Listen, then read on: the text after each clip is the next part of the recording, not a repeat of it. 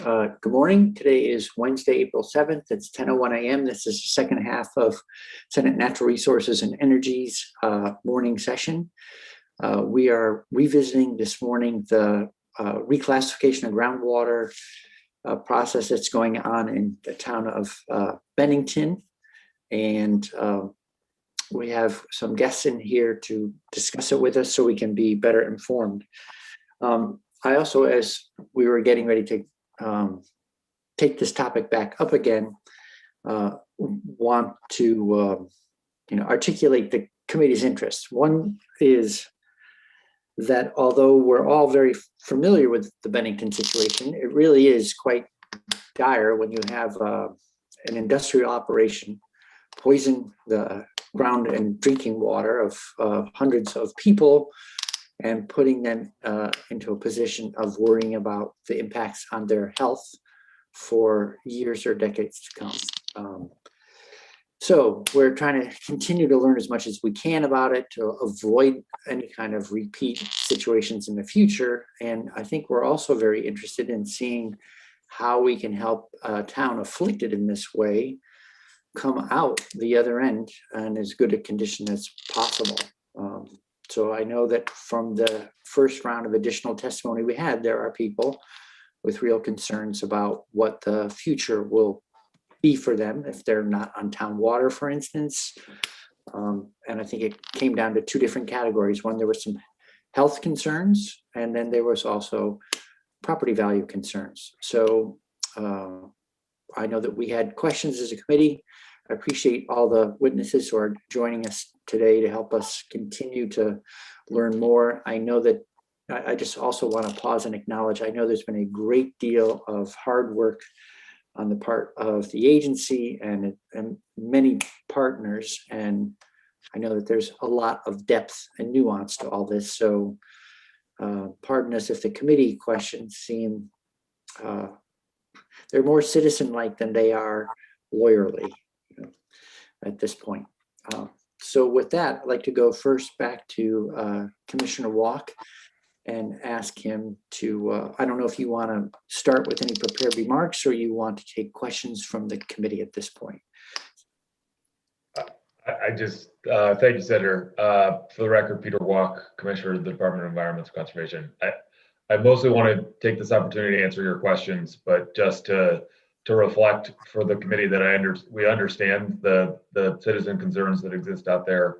This is a complicated process and one that's been ongoing, and obviously we have been grateful for the overall patience of the residents of Bennington, North Bennington, and a small part of Shaftesbury to help us get through this issue. This is one of the remaining pieces of fully implementing the work that we resolved with Saint-Gobain through settlement. And I want to thank Rob McDougall and Laura Murphy from the AG's office who are here, who were instrumental in making that settlement possible. That is a settlement that has moved forward the solutions for the residents at a much quicker pace than we would have gotten to otherwise. But we also understand that there are questions. And so what just want to make clear to everybody from a public information opportunity perspective, we have heard that we need to do more outreach and hear more concerns and answer more questions. So we're going to do the following. We're going to extend the overall public comment period through at least the end of May is kind of our current thinking now, but that's somewhat contingent on what I'll lay out for you now.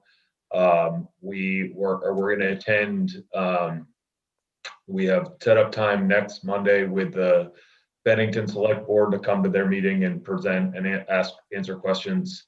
We're going to do the same with the North Bennington Village Trustees and the Shaftesbury Select Board to give an opportunity for that discussion. And then we'll hold an additional formal public comment meeting and hearing for the public to weigh in and have their questions asked and answered, so that we can help folks understand what this means and where we're going and the purpose behind it.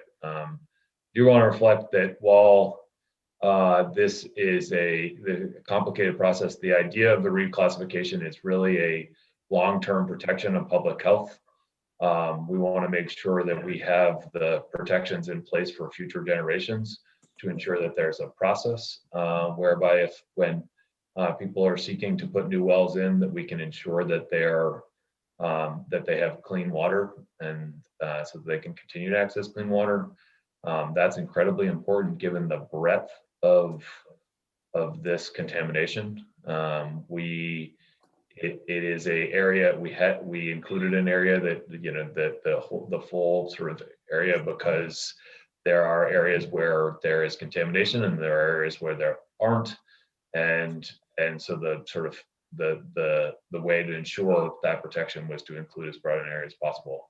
There were lots of individual questions, and there's lots of different nuance and steps along the way, but we want to make sure that we help folks understand what that means. So with that, I just want to quickly introduce John Smeltzer, who was in here with you before, who's been one of the sites leads for Bennington, as well as DEC General Counsel John Beeling, along with the AG's office, who can help answer questions. Thanks, Commissioner, for coming with your team. Senator Campion, before we go Thanks to that. So much.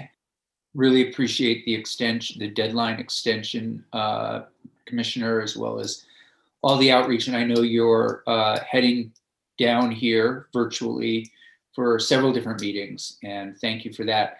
One question that I have that came up in a discussion over the weekend, I do apologize if you've already addressed this, and it might be better for Mr. McDougall, I'm not sure, but the folks that are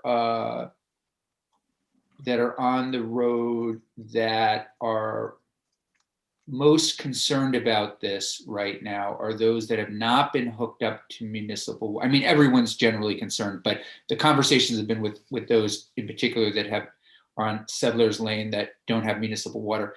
Do you happen to remember why they didn't get hooked up at that time? You know, when all of the great work that everybody's been involved in took place, why they didn't get hooked up? So those specific ones, I'm not sure, and John may remember more, John Smeltzer may remember more.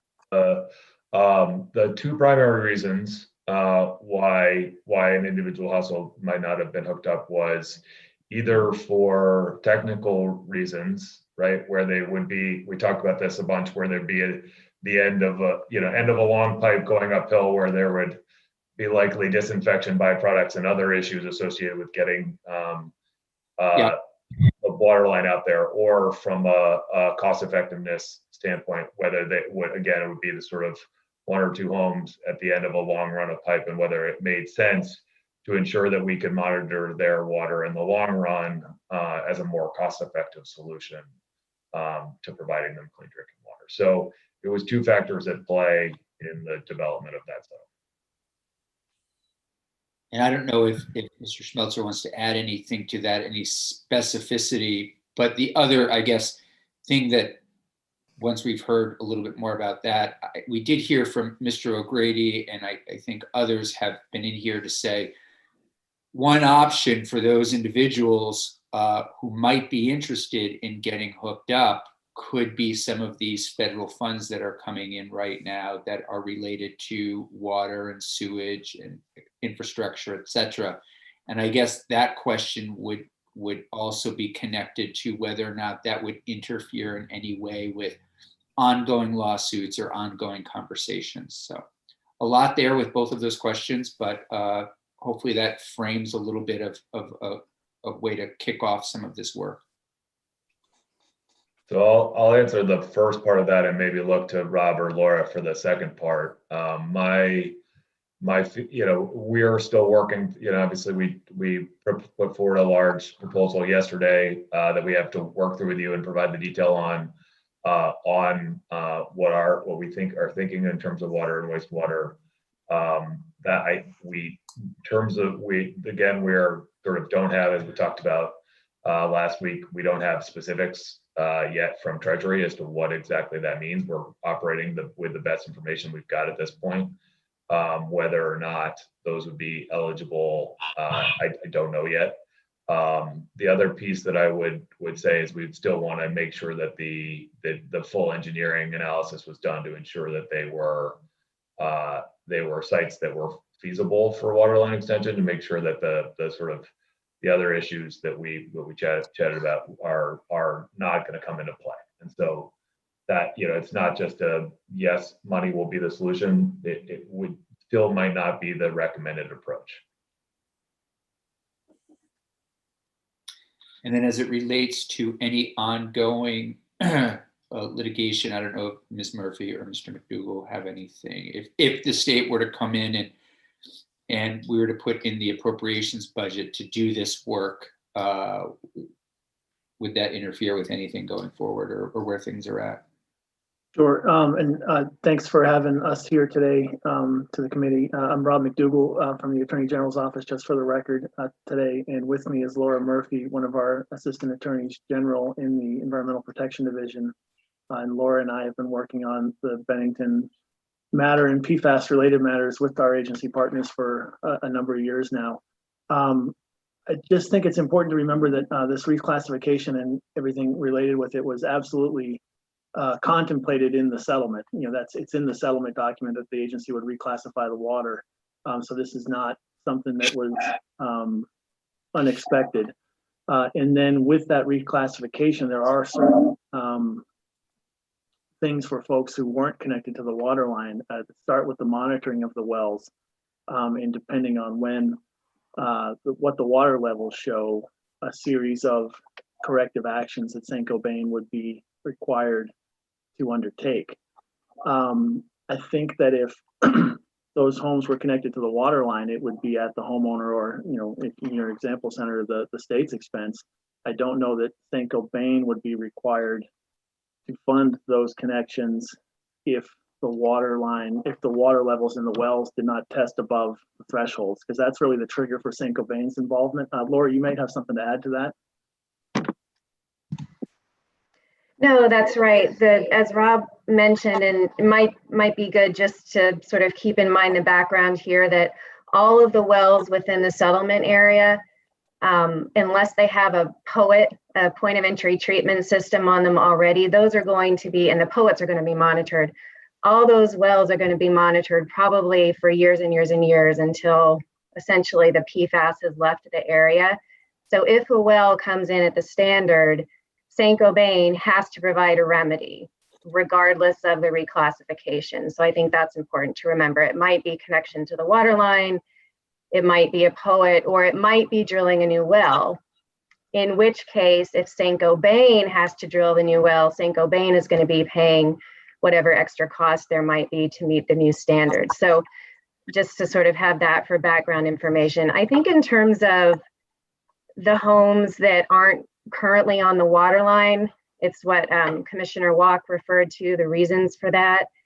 If a home wanted to go forward and connect, I think if they currently have a POET, it's correct that Saint-Gobain wouldn't have to pay for it. If the state decided to give out that money, I think it's safe to say I don't see how that would negatively impact our litigation, our current litigation. We are certainly seeking the state's costs in responding to the contamination of PFAS caused by the manufacturers. And so we would anticipate potentially that might be the type of cost that we could recover, but it's all very early right now. So I don't know if that answers your question. So they're talking about two lawsuits there too. So we had the Bennington case that settled against Saint-Gobain, and then Laura was referencing our ongoing litigation against the PFAS manufacturers that we have in state and federal court. Great. Mr. Chair, may I have a follow-up? Yeah, Senator Campion, please. Thank you, Mr. Chair. So I'm just going back to what you mentioned about the settlement document and that the water would be reclassified.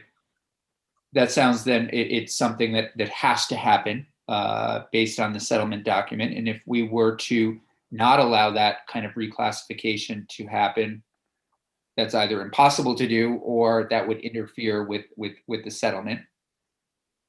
So I see just nodding of head. The settlement document, Senator, says following the completion of the extension of municipal water lines, the state shall reclassify the groundwater So it's a shall in the settlement document. Okay. And then secondly, when I think it might have been maybe you, Ms. Murphy, or Mr. McDougall, when water is tested and it's above the threshold, so that triggers still, it's in the settlement document that Saint-Gobain gets involved at that point. And then is the POET system, to help find a solution, and is the POET system a solution? Could that be the final solution?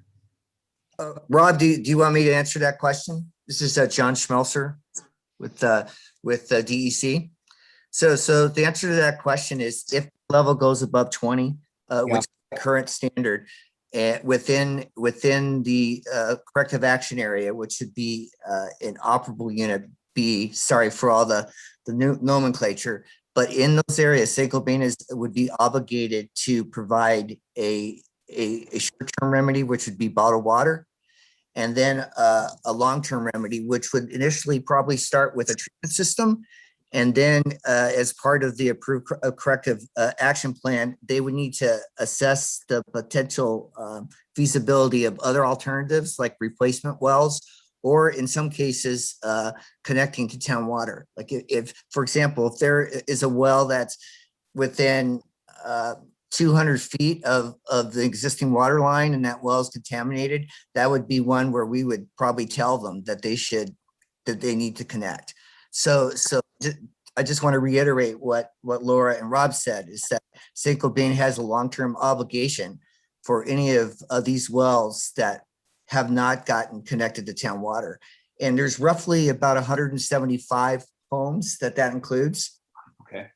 And 33 of those currently have POETs. And of those 33, there has been 5 replacement wells have been installed so far, and those replacement wells have been clean. So that's encouraging.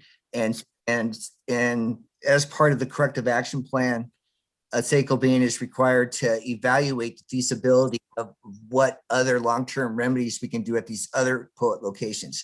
Quite frankly, there's going to be some where POETs are probably the most feasible, but we want to make sure we go through that process. And if we can provide another long-term remedy, that's something that we definitely would like to see happen. May I ask one final question, please? And then I'll pass along to someone else. There's been speculation around reclassification and the possibility of long-term devaluation of housing prices, land prices, etc. These things must happen across the United States. I mean, I'd love to get rid of the speculation. I suspect that when groundwater is reclassified in this way in other states, indeed, home values have declined. Is there accuracy in that or not?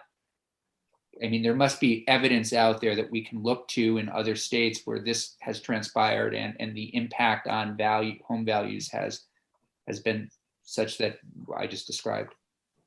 We can certainly dig into that. I don't have that off the top of my head, and if anybody else does, please jump in. But I think the point that I always come back to in trying to understand this and understand its complexity is that the issue with home values is the presence of contamination, right? Which we are working to deal with for the long term. That's why Saint-Gobain's obligation continues moving forward, because it's not a static situation. Levels will change.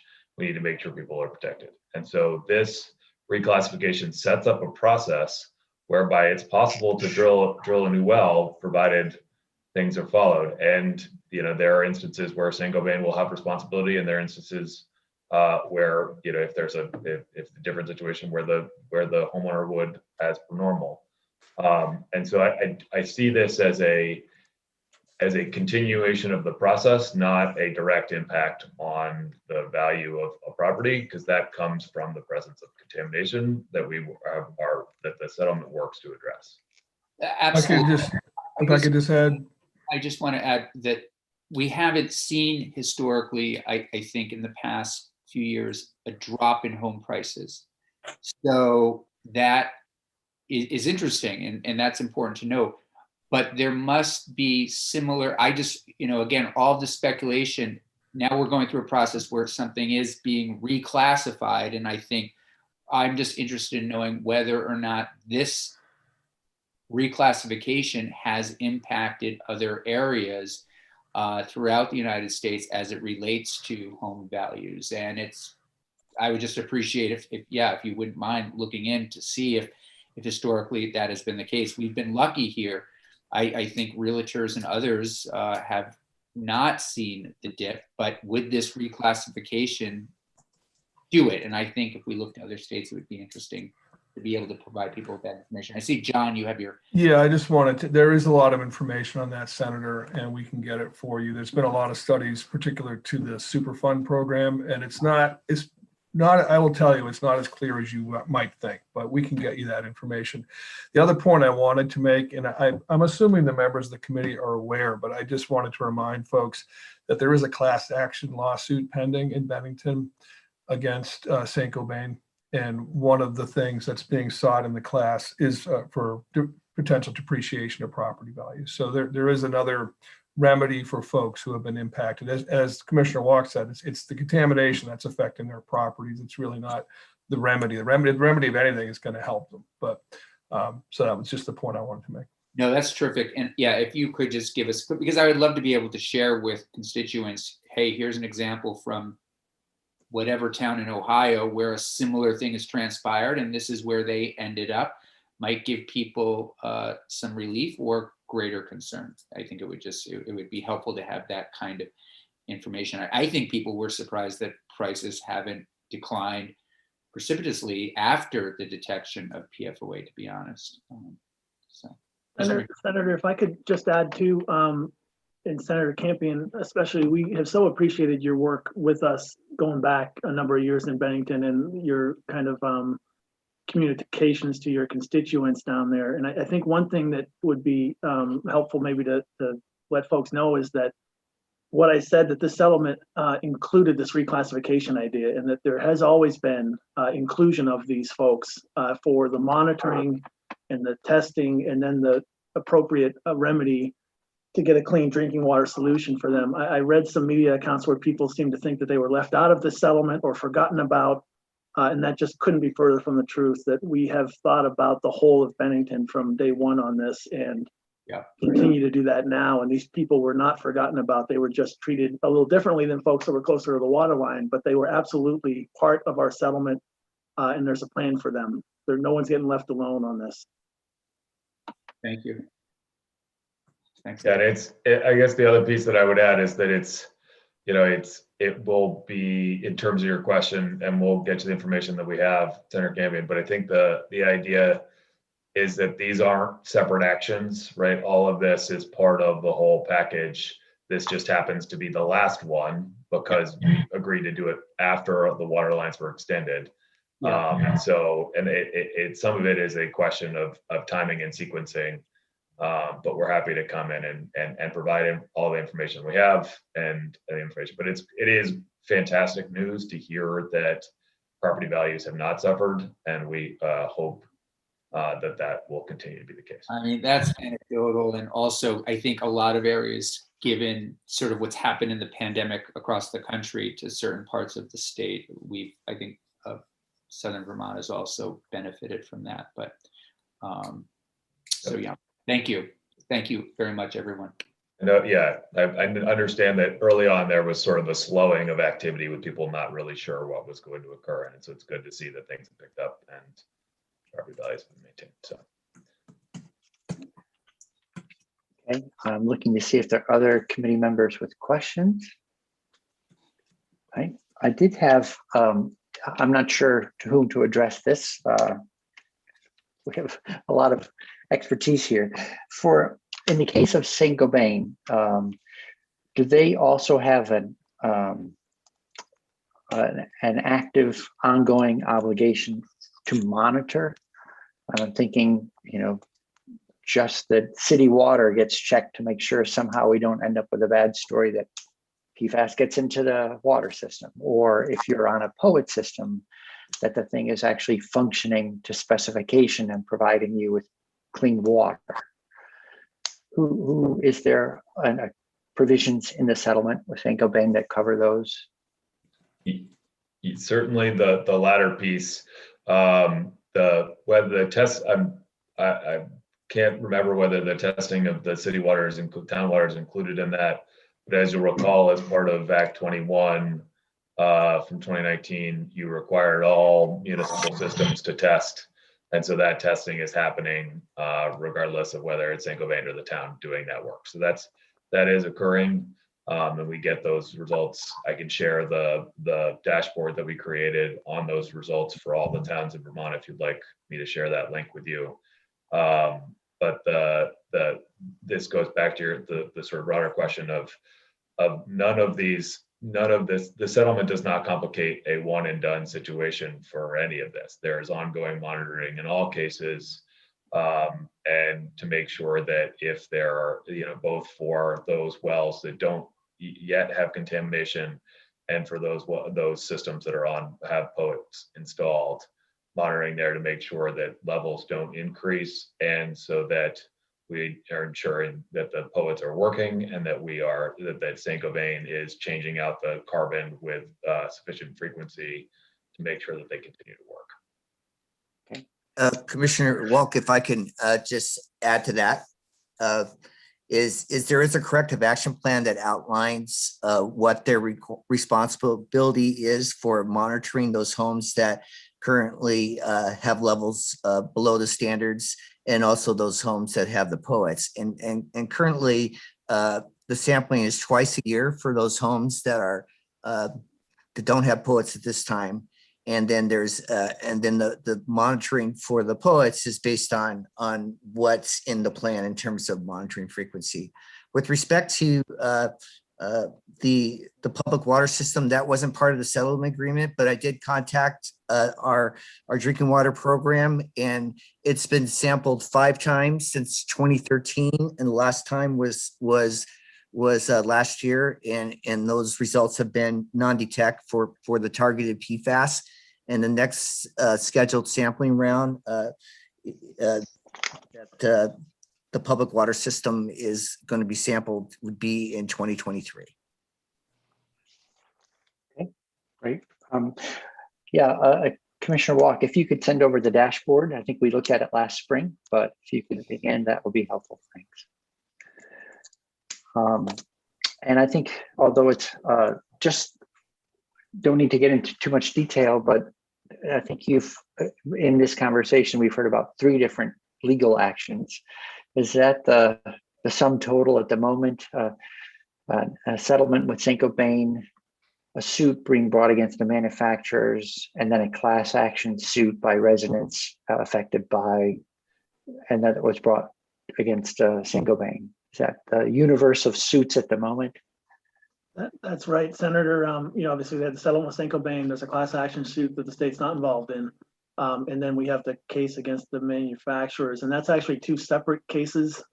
There's one in state court that involves the PFAS chemicals and the manufacturers of those. There's one in federal court against the manufacturers of the firefighting foam type PFAS. So it's 2 separate cases under that umbrella of their actions against the chemical manufacturers. So maybe technically 4, but 3 broad topics.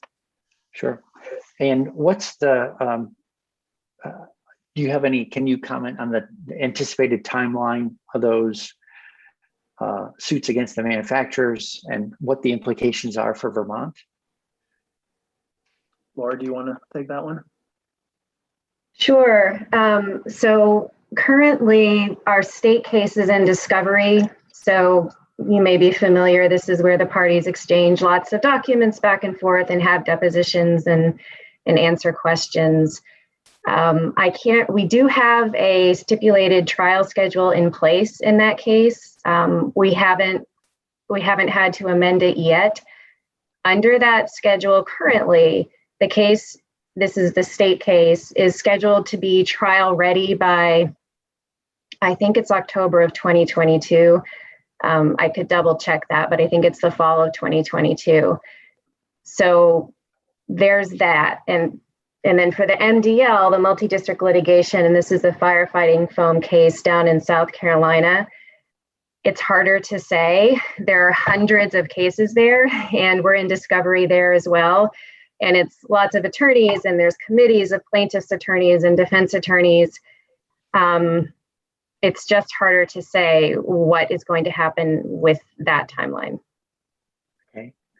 And what are the, so in the state case where you have more knowledge and control over what goes on, what happens? I mean, what are the implications for Vermont? Like what range of things that could come out of that, and what does that do for anybody? So what we're seeking in that case, and I'm going to be paraphrasing here because I don't have the complaint right in front of me, but broadly speaking, we're seeking damages for the contamination of Vermont's natural resources by PFAS. And natural resource damages is a bit of its own category of damages, and we're going to have an expert assessing what those damages are. And John Beeling would be better at sort of more describing what the different categories of natural resources damages are, but it's essentially to compensate the state for its loss of use in the resource. In addition, and or as part of that, we are seeking costs of monitoring, treatment, remediation, cleaning up the contamination if possible, all of these different types of things, essentially the state's costs in dealing with the contamination of the natural resource. And so it's maybe hard to say at this point what that might look like for Vermont. I can say in New Hampshire, for their MTBE case, one of the things they were able to do was to recover monies for ongoing testing for MTBE, which is really important to know when we're going to have a contamination problem. So that would be one of the things we'd be seeking, in addition to funds to essentially clean up the water or otherwise replace it. And John, I don't know if you had anything to add on that.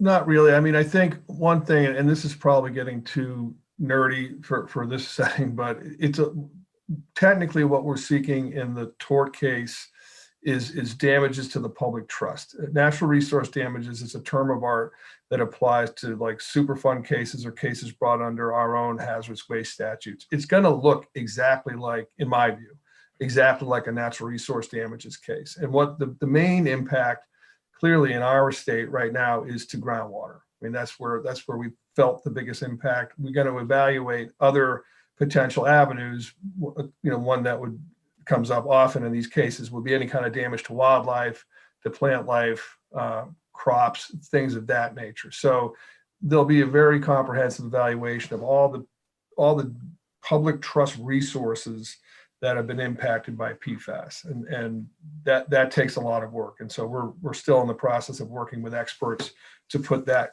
case together. Thank you.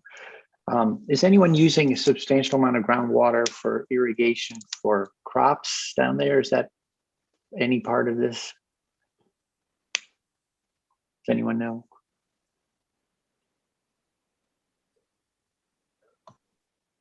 I don't know. Okay. Senator Bray, this is John Schmelzer. I don't believe that any of the agriculture down there uses extensive irrigation, but that's something I can talk with the Agency of Ag, and we can get you that answer. Okay, thank you very much. Senator Campion? I'm thinking at some of the public hearings, there will be people, I suspect, that will say, hey, we don't believe that this reclassification is in our best interest. We prefer this not to happen. I just, again, want constituents to know whether or not there is any flexibility in this, or is this groundwater going to be reclassified one way or the other, or is there some kind of action that can be taken to not reclassify it, just so people know. I'm not saying that that's the way to go. I'm just anticipating, and maybe the commissioner would agree. I think he may have already heard some of this testimony, that it's going to be, hey, we have real concerns about this. This isn't the direction we want to move in.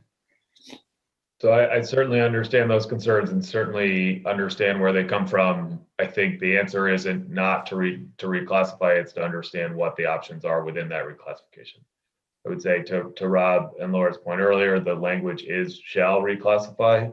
Right. So we are, without amending that, we are obligated to. I will say that regardless of that obligation, so it is the settlement that allowed us to move forward quickly with Yeah. this work.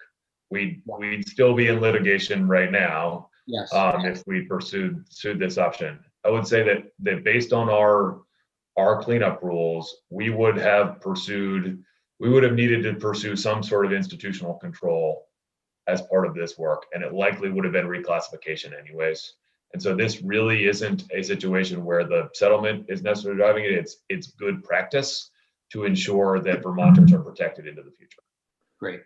And I know you do this, but it sounds like it's just going to be needed even more. And that is, just letting people know, holding these kinds of conversations. And I know you're doing it. I know you'll continue to do it and do it well. I just think there's still so much information that needs to get out. So thank you for that. Just to add to what Commissioner Walk just said, the settlement does, like, as I said earlier, it says shall reclassify the groundwater. Yeah. And then it's in accordance with the groundwater protection rule and strategy. So kind of to Commissioner Walk's point, it is part of the groundwater protection rule. It shall, inconsistent with their typical practice. So Great. Thank you. This may be a question for Attorney Beeling. I'm not sure that if we look 10 years out, there'll be an ongoing obligation to monitor. So that's sort of a quiet background activity, maintenance of POET systems where they're still operating. But what else might be going on when you talk about impacts on a natural trust resource, a natural resource? Do we try to clean groundwater? Do we ever pull water from the ground, put it through a system? And I'm just trying to figure out what else goes on, or it's really going to sort of disappear into the background. I have no idea what remediation looks like when you're dealing with groundwater. So I'm hearing really two separate concepts. On the first one, on remediation, I'm going to defer to John Schmelzer in terms of kind of how these things typically play out. On natural resource damages or public trust damages, as the name infers, it's an action for damages. It's an action for money. And so if we are successful in obtaining a natural resource damages settlement or judgment, in terms of how we use that, it really will come down to our discretion in terms of the best use of those monies. I've been involved with natural resource damages case in the Superfund context, and typically you would actually you would use that money to restore the resource. For groundwater, that's kind of a hard, that's a bit of a hard call to make. I mean, one potential avenue you could take in those circumstances would be to make sure you protect groundwater that is not contaminated by either purchasing it or purchasing the land over it or imposing controls over it to prevent it from being contaminated. But that's just one option. But for the long-term process here, John, I think you're better suited than I am. Well, at this time, even though there's been a lot of research that's been going on looking at active remediation, I think given how widespread this contamination is, and this was a decision that we made when we made our decision with the corrective action, is that our best course was to make sure get people clean water. That said, and this is where the attorneys, please correct me if I'm wrong. Every 5 years since there's going to be a 5-year review. So that next 5-year review, I believe, is going to be in 2024. And in that, St. Gobain is required to look at the ongoing research about corrective action and active remediation to see if there's anything that could potentially be viable here. So it's something that, as the years progress and there's more research being done, there's still, I think, flexibility in the settlement agreement to look at potentially active remediation if there's something out there that may be viable.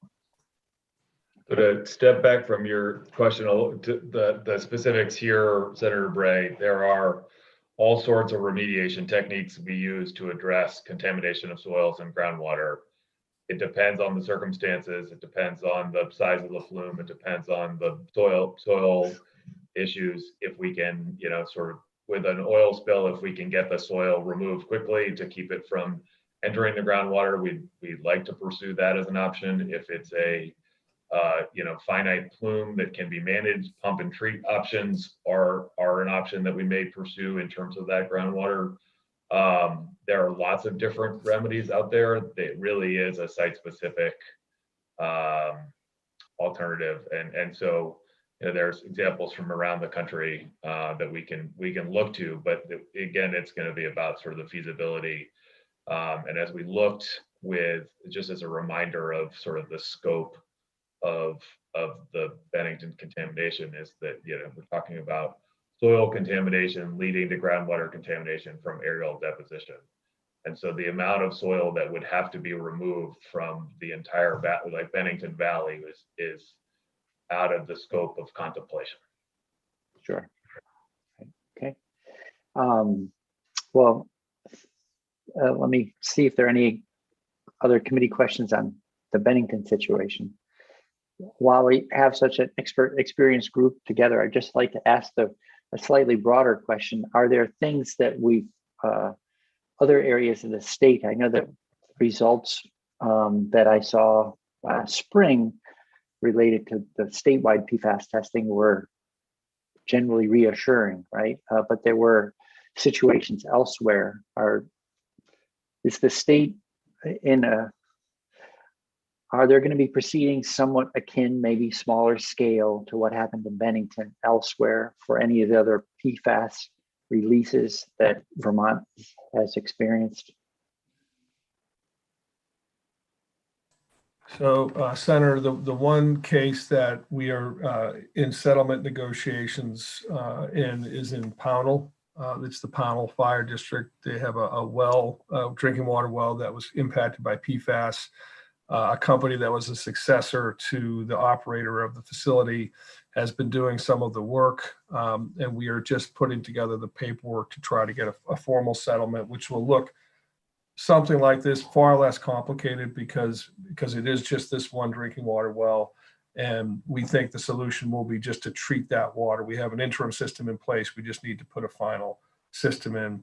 The other ones they tend to be very small and very centered, and we're going to need to look at them case by case. The only one that of even comparable magnitude that I'm aware of is Pownell. And that's a fire district that was formed for public water supply? Right. Fire district number 2 in Pownell. So to Senator Bray, to step back to your question, yes, we were relatively pleased with the scale of the results that we saw, and due to statewide testing, in terms of the number of systems that were over standards. But there are a number of those systems, and they tend to be smaller, and that actually typically increases the complication, given that those small systems do not have the sort of technical and managerial acumen in some areas to be able to manage a complex treatment system.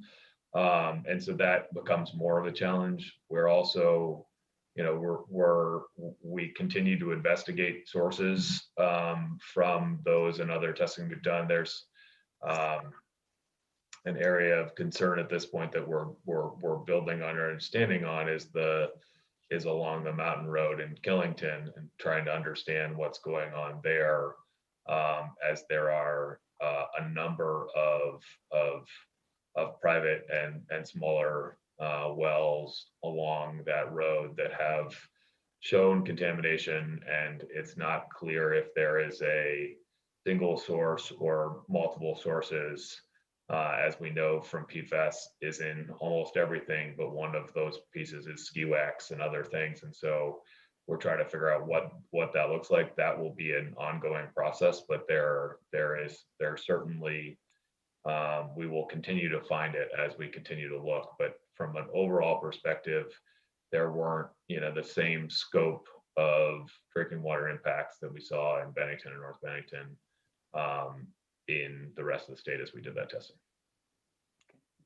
Thank you.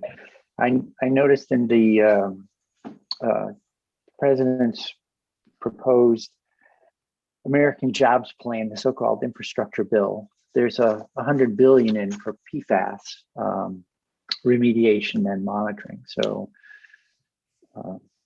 maybe there's some federal help that helps address some of those operators that don't have the wherewithal that you were talking about to respond at the level that everyone was able to in Bennington.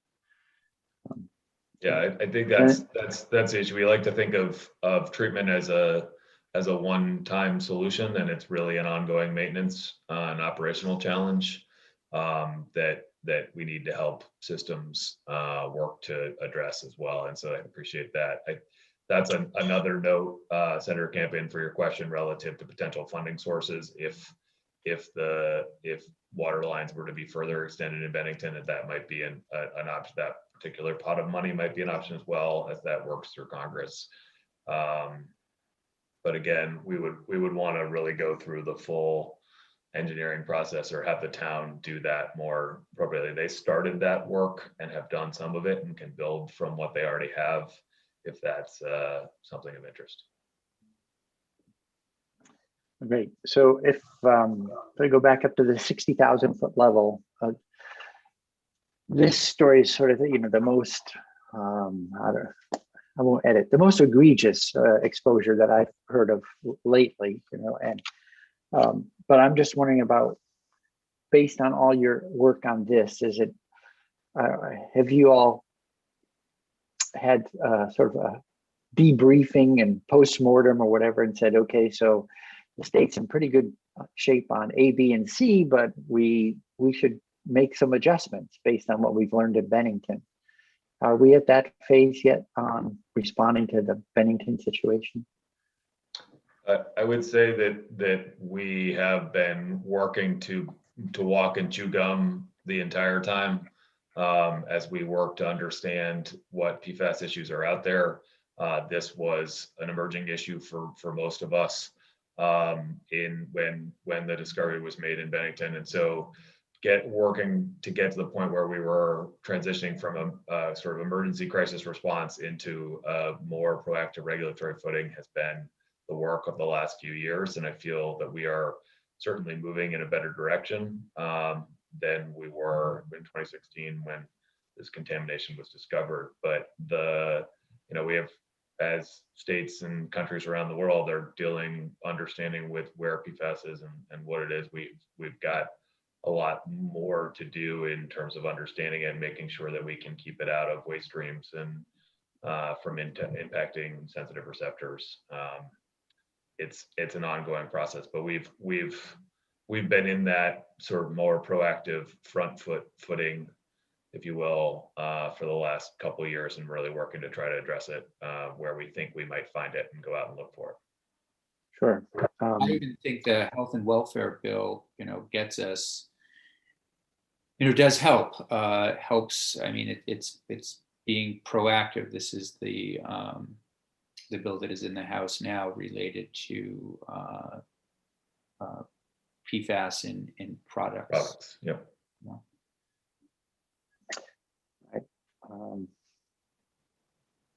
Yeah.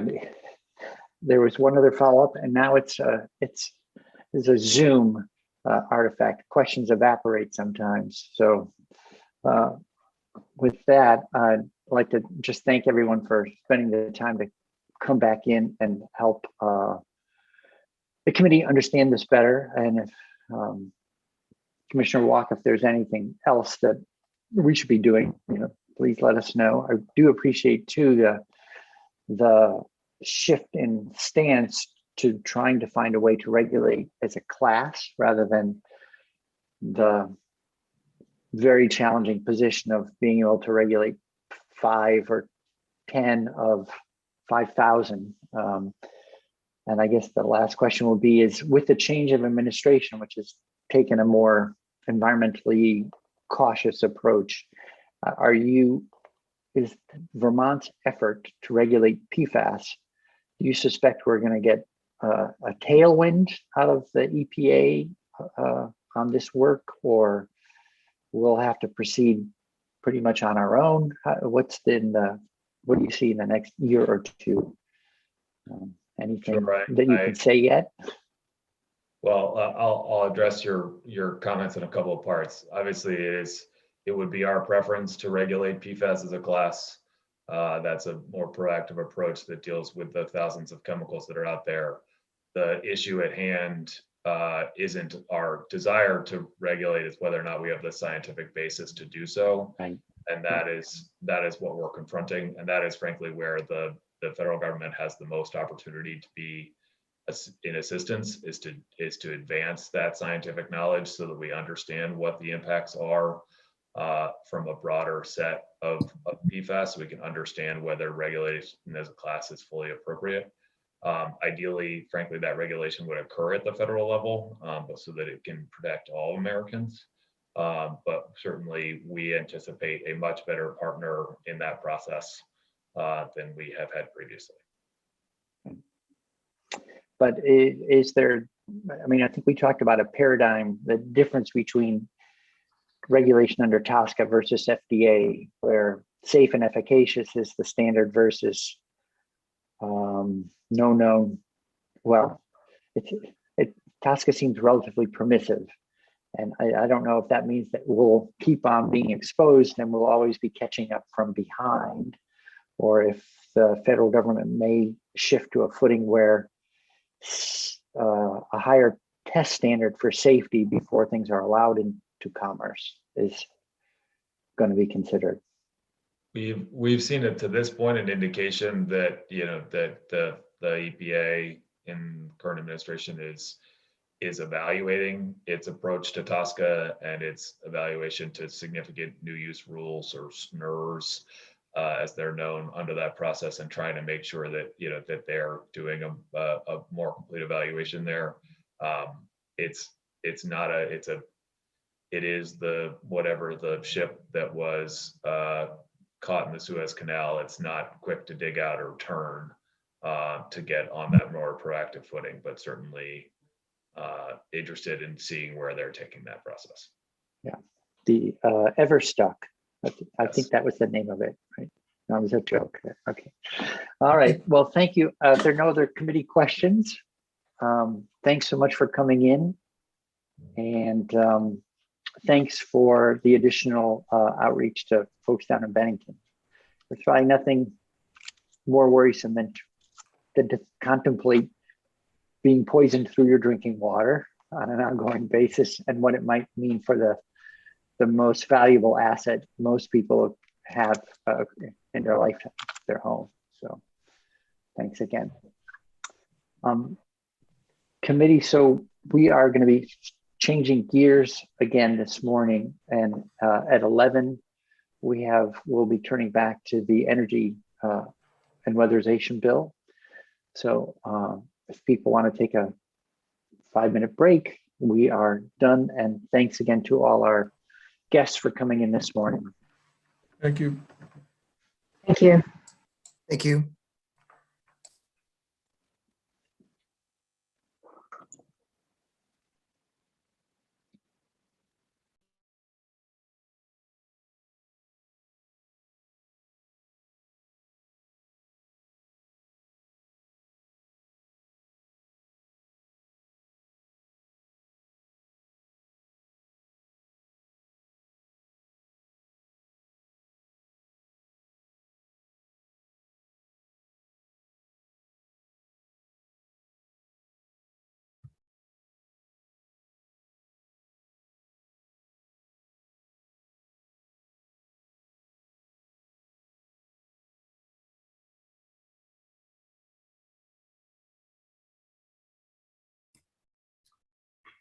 Hi, Ellen. They're on a short break. I didn't disconnect from the YouTube stream because it's such a short break. So I got 4 more minutes. Okay. Thank you.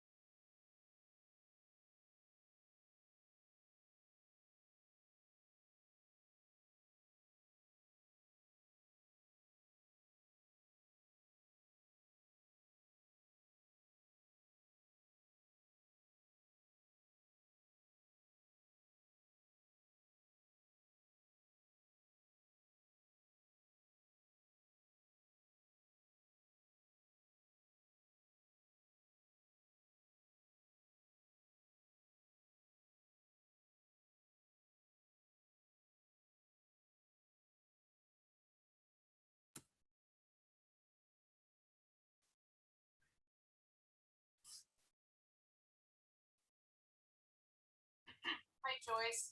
They're on a short break. They'll be back in 3 minutes. Okay, that's great.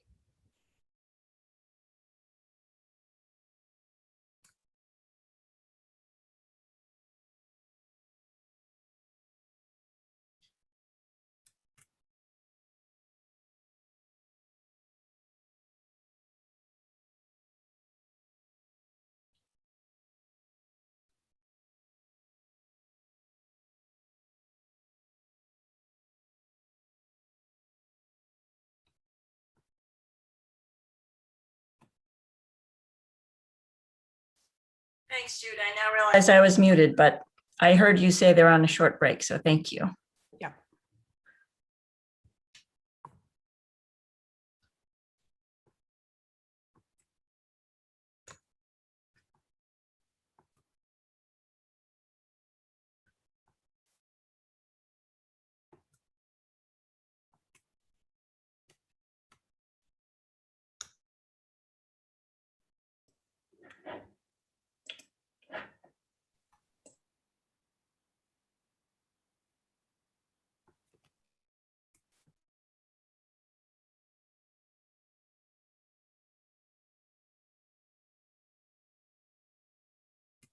Hey, Dan, they're on a short break. They'll be back in 2 minutes. Thank you so much. Appreciate it.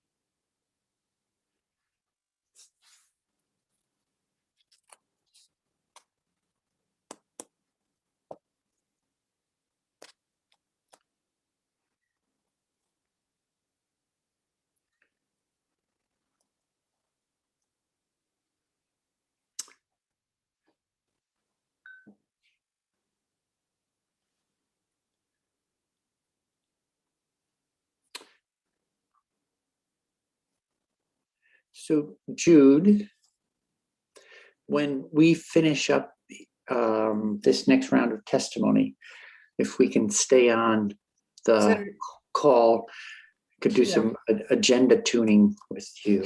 Sure. Just a Thank you. reminder, because it was such a short break, we're still alive. Yes, thank you. Okay.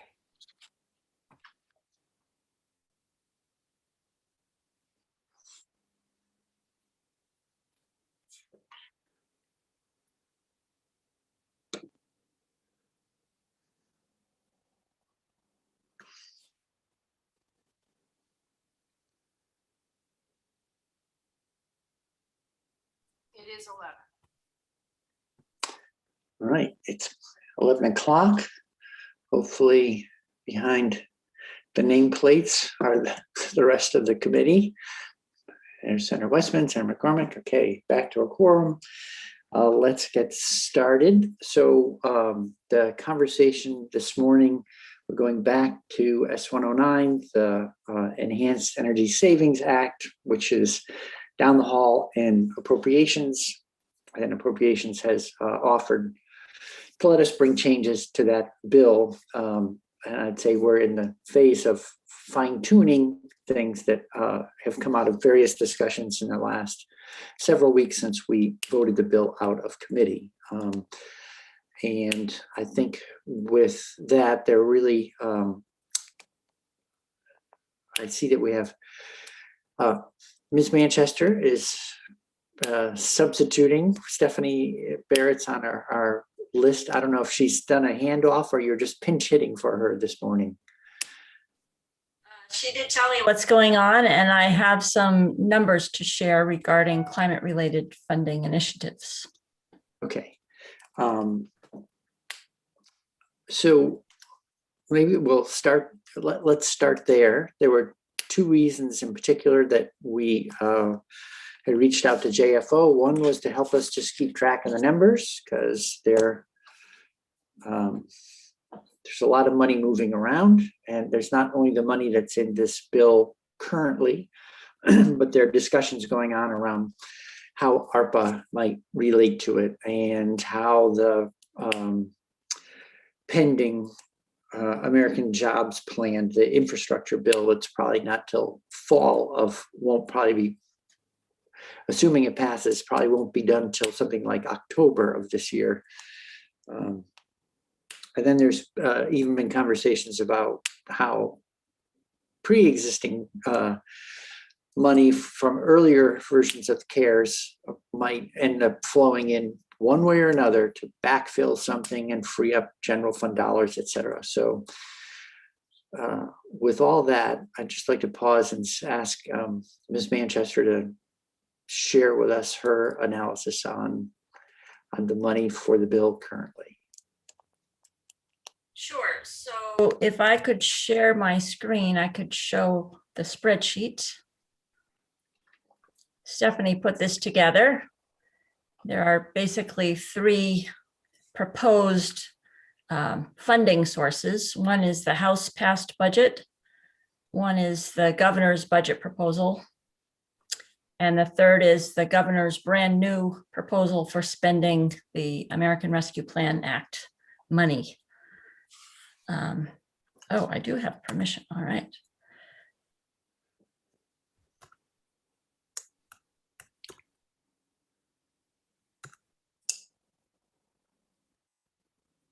Okay, so can you see my spreadsheet? Yes, thank you. Very good. I'm going to start at the top with the House passed budget. So these are the funds that are currently in the budget being considered by Senate Appropriations. So the first, and these are all for FY22, of course. So the first would be a transfer of $10 million to the Clean Energy Development Fund. That would be funded by the ARPA funds.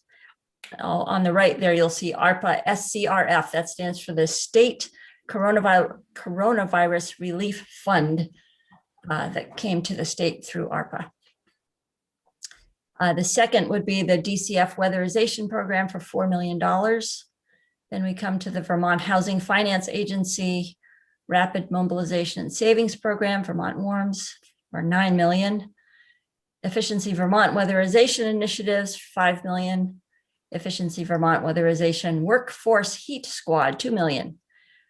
And now out of the general fund, we also see $10 million, a transfer to the Municipal Revolving Loan Fund for energy saving initiatives. So you can see right now in the budget, there's a total of about $40 million. $30 million of that comes from ARPA funding, the federal money, and $10 million from the general fund. Okay. Can I ask a sort of a big picture question about, so when I have looked at, the American Rescue Plan Act, which it's a little confusing because the governor's proposal yesterday talks about the American Recovery Plan funds. I'm assuming it's the same. They're referring to the same thing, even if the name's not quite the same. But like the lead-in language I'm looking at in the American Rescue Plan Act is all related to COVID-19 relief packages.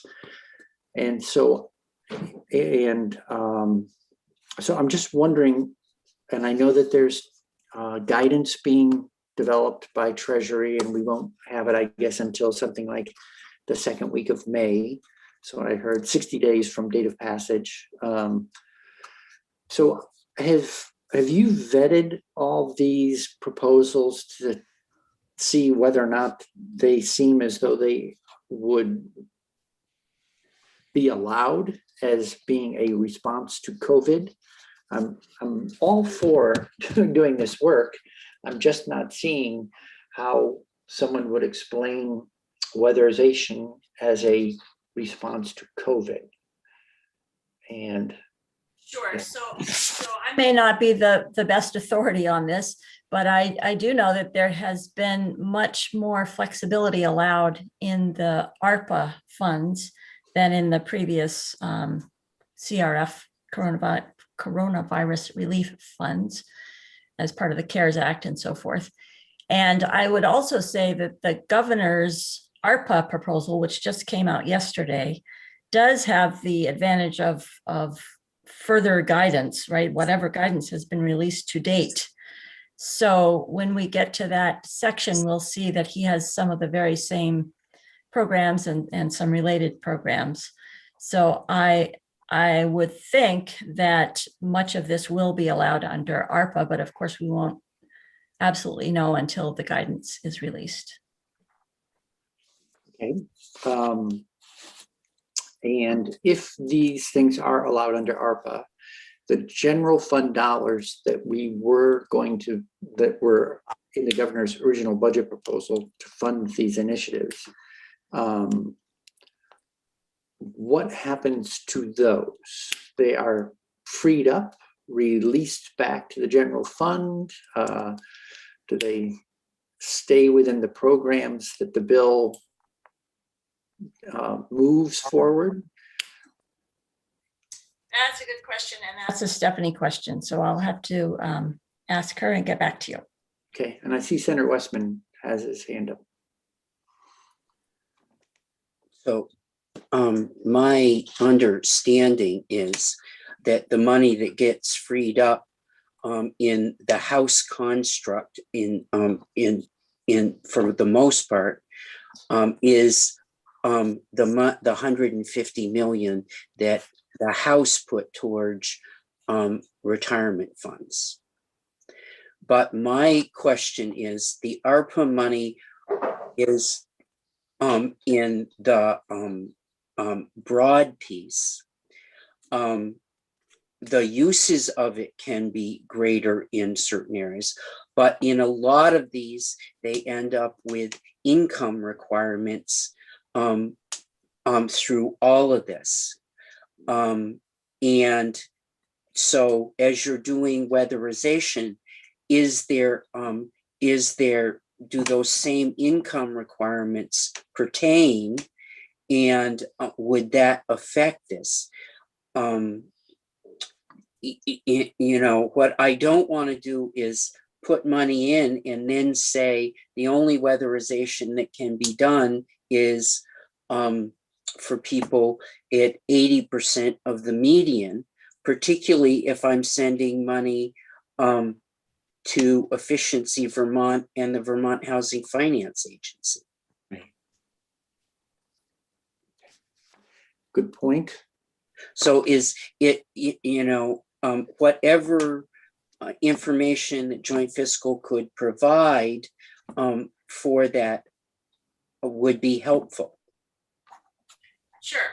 It's possible Stephanie knows the answer, and I will definitely check with her, and I Well, that will. wasn't, that's not it, you know, I don't care when we get the answer, you know, we just, if there are restrictions on that we don't have on general fund dollars, we should know what we're giving up to be able to use that money. Okay. Right. Okay. Yeah, that would be a important one to have very clearly sorted out. Okay. Right. And, you know, and then the question really comes in, if we can use ARPA money, I just say this to the committee, is 9 million the appropriate dollar amount to something like VHFA? Could they over a 3-year period, which this ARPA money is free until December of 2024, could they use more of the ARPA money between now and December of 24? Right. Should the 9 go to 15? I also don't know when these tranches of ARPA money are arriving. As I understand it, it's going to be in more than one. And I don't know when the first check arrives in Vermont and when the second one does. Will we be having, for instance, will we be having a very similar conversation next session about taking more ARPA money and putting it into the same program, to the same end that you're talking about right now, Senator Westman? Do we end up doing it in step one, or does it get spread over 2 years of appropriations? I'm not sure. Or is it spread over 3 years of appropriations? And should we, what can these organizations spend now between now and January? And should we put a fence around a little more money to be able to carry us out 2 and 3 years out? Right. Okay, great. So Ms. Manchester, sorry, we had questions, but you want to go through the balance of what you have? Thank you. Sure. So the governor's budget proposal came out back in January, I guess. So the numbers here are all coming from the general fund. And you'll see when we get to his ARPA proposal of yesterday that some of these may have been replaced. So we've got local solar transferred to the Clean Energy Development Fund of 10 million, DCF weatherization of 4 million, the Vermont Housing Finance Agency, the Rapid Mobilization Savings Program, 16 million. So that's a bit different from the House budget. And BGS low-cost financing to municipalities for energy saving initiatives of 5 million. So that adds up to 35 million. And then yesterday, the governor released his proposal for spending some of the $1 billion coming to the state through the ARPA money. And so here, the governor laid out a 4-year pattern of spending, but you'll see that most of it happens in the next 3 years, so FY22 to 24. And here we see EV infrastructure, 5 million in FY22, and then continues on for a couple more years. Weatherization, 5.5 million, but more money in future years.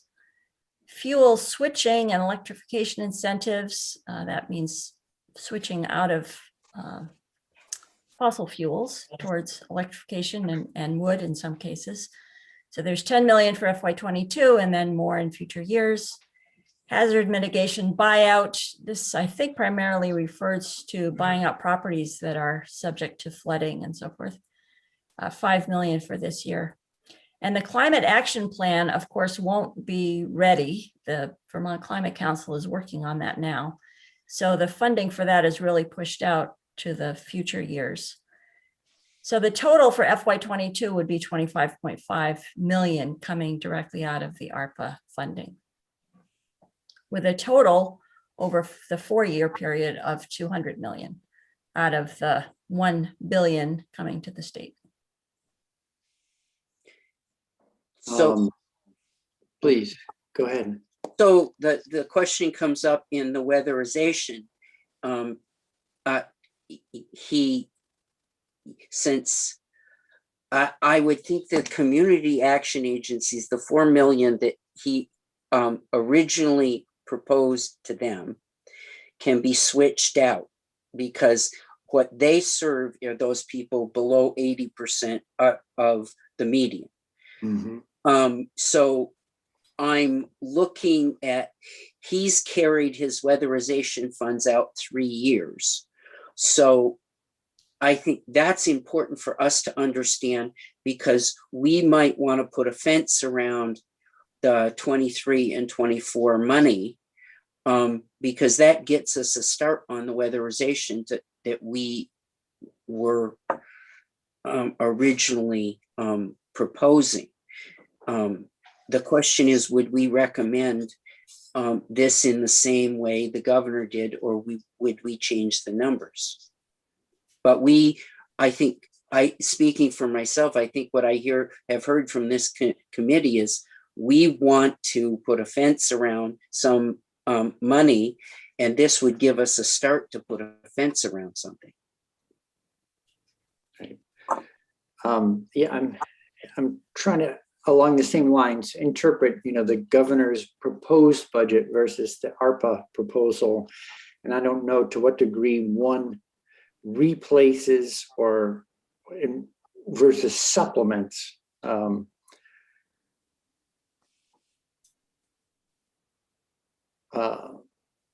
So that's a little, do you happen to know, Ms. Manchester, like how much of, well, the House passed budget versus the governor's? I mean, the categories are no longer the same. So I don't know if this is really replacing or supplementing and or just renaming some categories, like what our bottom line is by the time you compare one to the other. Right, so I think you can compare the House passed budget with the governor's budget proposals. Some of those look very similar. So the Efficiency Vermont Weatherization, I would think, carries down to the ARPA proposal, since that did not show up on the governor's budget. Right. Well, so on the governor's budget, that one line, Vermont Housing Finance Agency Rapid Mobilization and Savings 16 actually is what we ended up splitting into 9, 5, and 2, which you see up above in the House's version. But I don't see that initiative really listed. And then we have a new term in there that wasn't part of the discussion per se before, fuel switching. So I guess we have more homework to do with the administration about trying to figure out which of these things are really the same programs we already are proposing in 109 with a new, either the money is binned differently, or it's called something else, or I don't know that they're dropping anything, but we'll have to figure that one out. And can you say a little more? So what's the trajectory of this ARPA proposal? It's, is it being sent to House Appropes, or they've already voted out their budget on the Senate side now? So does that mean really the site for reconciling the ARPA proposal is going to be Senate Appropriations? Maybe Senator Westman's had committee conversations about that already.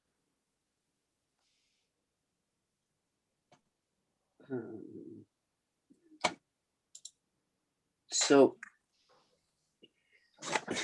I'm trying to pull up the governor's proposal. So if you give me a minute. So the other piece about this, it is not just what's listed. Let me finish. So the governor has in 22, 40 million for water and sewer, that going up to 60 million in 23, and then 70 million in 24. It includes stormwater retrofits, which are the biggest single item. We'll want to pay attention to that. So what I think your sheet, Joyce, should from Joint Fiscal should include that for this committee to look at. The water and sewer block. Right, because it's water, water sewer infrastructure, because it has some about village water and water, wastewater pretreatment, The total amount over the 3 years is 35 million. There's 15 for dam safety, and then 15 for healthy homes, which that might be where they're, I don't know, I can't speak to what that would, but the conversation we just had in Bennington, I think that's a healthy homes issue. And we're scheduling now Secretary Moore to come in, to walk through all this with us. So we'll have a chance to ask those questions. So, and the other, yeah. So, and his climate change piece is that bottom block of ARPA for the governor is taken directly from the governor's press release and outlay of the 4 areas where he wanted to spend the money from the last couple of days. Okay. But the water and sewer stuff, we should take a look at because we've spent. It's definitely an issue of concern, and especially the CSO component of it, which I think includes $30 million allocated to CSOs. Is that in the stormwater piece? Because Yes. because that's 10 million in 22, and that's 30 million in 23, and 35 in 24. Yeah. So my concern is with this ARPA spending is I really am concerned that if we spend ARPA money on that now, and it turns out that we get a big pile of money for infrastructure in 6 months from now in the fall, and the governor's proposal or the president's proposal is out there to do that, and I don't want to spend ARPA money if I'm getting something that's directed only to that in the fall. And I most want us to get ready for that big pot of federal money.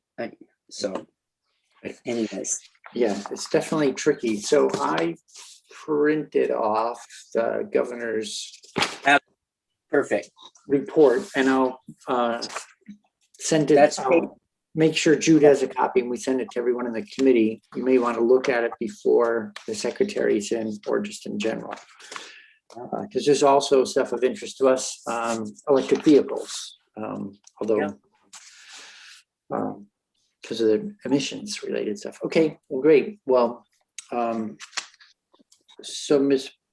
Manchester, if you could add the water sewer infrastructure block to this chart for the next time we take a look at that, would be great. Thanks so much. Sure, thank you. All right. And with that, so there's the money that's in play, very much in play. We also had some loose ends on the language tuning that we wanted to do. So I asked council to draft new language for the committee to look at. And so Ms. Chakowski, if you can screen share and walk us through the new language, that would be great. Can I just ask a question? Yes, please. Senator Bray. So do we have a broad number from environmental conservation that if they said to the goals that we set, we'll say for the Lake Champlain cleanup or whatever goal we pick, do they have a number for what it would take to pick up all of the sewage treatment plants within the Lake Champlain Basin and Memphremagog Basin, the basin areas that we have to clean up? What is that dollar amount? Okay. I will send that question over to the secretary in advance of her visit and see if we can get an estimate on the cost of addressing CSOs in those two basins that have TMDLs, phosphorus related TMDLs. Yeah, Mr. Chair, I'm sorry. Go ahead, Richie. yeah, that's fine. That would be great. Senator Bright, so are we still waiting on I don't remember, where are we with the list of wastewater treatment plants that are in the most serious condition, for that prioritization list? Is that something that the commissioner said he already has mapped out? I thought so, and it would be great to have that sort of pinned up on our bulletin boards, just so we know as we're looking at funds. So we did ask Secretary Walk for that a week ago, and so let me follow up. I know that I talked to him about it a little bit, and he added some caveats about more complicated than we think, sort of a thing. Fine, sure. But it would still be helpful to press for an answer. And so at least we have a ballpark figure, because I don't have an idea really. I think it's right. hundreds of millions and more than a decade of work, that kind of a thing. So as a short piece, Senator Campion, on page 8 of the governor's proposed spending, it says BSO abatement elimination. It says Burlington, Montpelier, Rutland, St. Albans, St. Johnsbury, and Virgins are the Vermont municipalities with the highest incidence of sewer overflows. Okay. And they dedicate 30 million to that. So that's really helpful. Thank you for that. That's good to know that those are the ones that are are being classified as in the most serious conditions. So now my follow-up would be, what does 30 million do? It would just be interesting to find out on that, or if it could be more or whatever. But thank you. That's very helpful. That was part of my question. Just for what's the overall number to get this all cleaned up and yeah, exactly. And if I may, while I have the floor, Mr. Chair, and with Senator Westman here, may I ask a follow-up? Yes, please. So, I'm wondering, Senator Westman, it sounds like, H315 is pretty much, I think, wrapped up. That was the expedited budget. Now the big bill. Yep. There are possibility, and this is with your approps hat on, I think the timing with other financial bills, appropriations bills, is that still in question? What other appropriations bills may go this year or might wait, given the timing of funds coming in? Well, I'm trying to figure out in the overall, and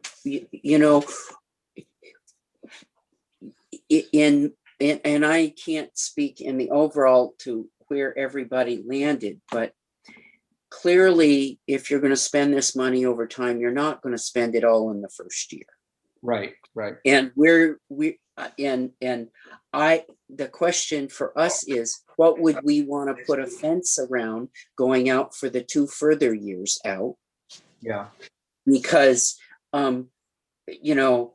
my question is, I want to make it, how much can, the Burlingtons, the communities I just named spend in that first year? Right. And who else would be on that list if we got to next year and the year after? Right. But we're not going to want to sell ourselves short on that kind of.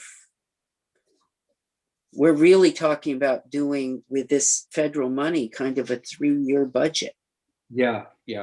And I guess I was just wondering, I'd heard that maybe,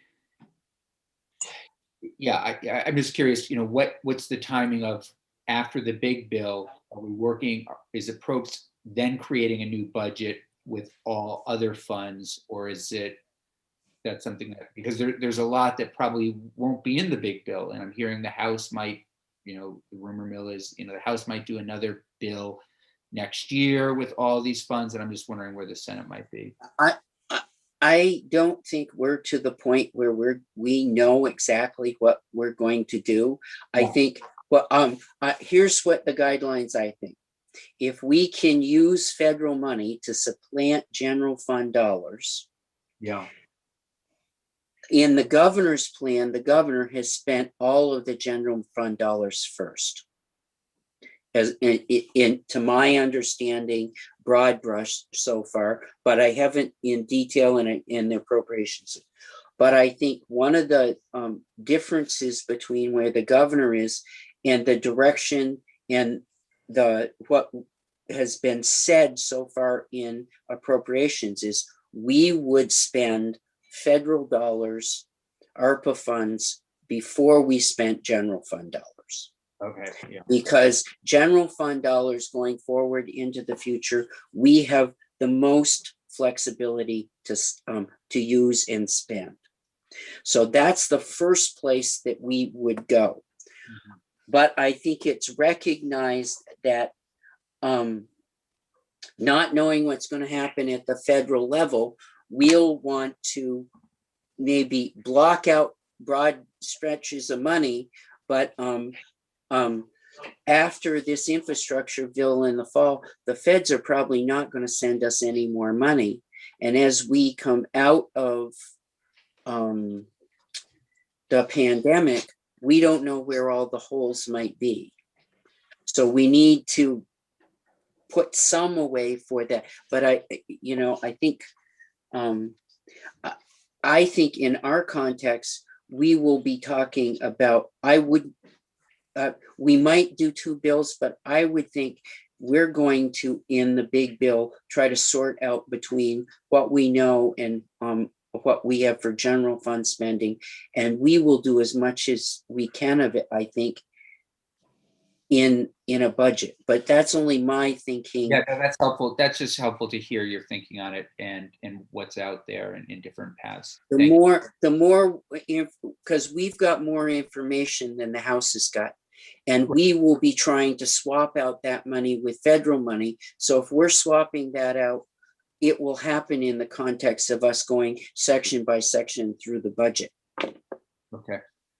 And we will want to save general fund dollars because going forward, it has more flexibility. Okay, thanks. And I said that out of turn without the chair, so maybe I'm all wet, but I don't think so. You look pretty dry to me. And just for the committee, in case you don't have that document, so the governor's ARPA plan basically takes the billion and splits it into approximately into thirds. So there's a lot in play. And so thanks, Senator Westman, for filling us in on what you see going on so far, and we'll more to do on that piece. Yeah, I would say in the village water and wastewater treatment, the governor sets aside $35 million to help 150 villages design water and sewer projects. So that would be the place where I would think they're going to design a lot of these projects that might become eligible for the money in the fall. So for now, I'm looking at the time. I'd like to pause on figuring out the money because there's a lot more work to do, and check in with Ms. Schakowsky and look at the language that's changing, that's of interest, I think, to our other guests this morning. So Ms. Schakowsky, if you could share your screen and show us the new language, we'll just do a brief look at it so that we can hear from Efficiency Vermont, for instance, while they're with us this morning. Sure. So On the website today, under my name, is an update to S109. I wasn't quite sure how to structure this amendment, so I'm calling it draft 4.1 because it is largely the language that your committee passed a month ago, but there are a few small changes based on the recommendations from the chair. So the new language is in yellow. The first change is on page 4 in section 3 related to the PUC hearing or the proceeding related to the thermal efficiency charge. So you will recall, so this is directing the Public Utility Commission to look at establishing a thermal energy efficiency charge. So on or before December 17th, 2021, the PUC shall report to the General Assembly on its recommendations concerning the implementation of a volumetric thermal energy efficiency charge to be deposited in the energy and in the efficiency fund established pursuant to 30 VSA 209DE for the purpose of providing supplemental funding for the thermal energy efficiency programs implemented pursuant to 209E and G. So this language, I believe, was at the suggestion of Efficiency Vermont. So if you can help the committee remember, thermal efficiency programs in 209E and G are the ones that we fund currently. Is that the process fuel and Reggie and FCM dollars? Sorry, process and efficiency. I was trouble with the name of this section. Process and the unregulated fuels. Yes, basically Reggie and FCM dollars.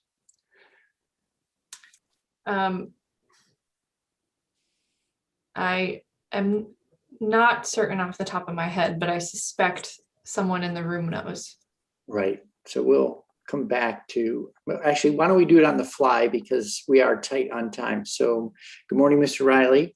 Good morning, everyone. For the record, Dan Reilly, Public Affairs Director for Efficiency Vermont. And I asked my colleague, Dave Westman, our Head of Regulatory Affairs, to jump in for this exact reason. So Dave, if you want to come on.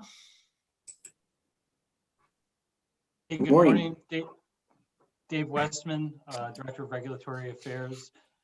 And yes, the reference here to section 209 E and G is in reference to our thermal efficiency and process fuels programs.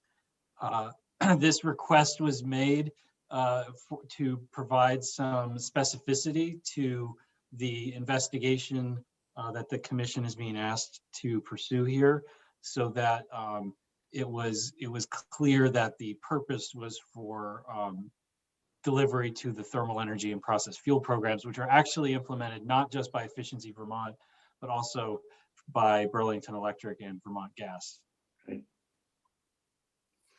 Great. And right, the linkage is clear that way. So thank you.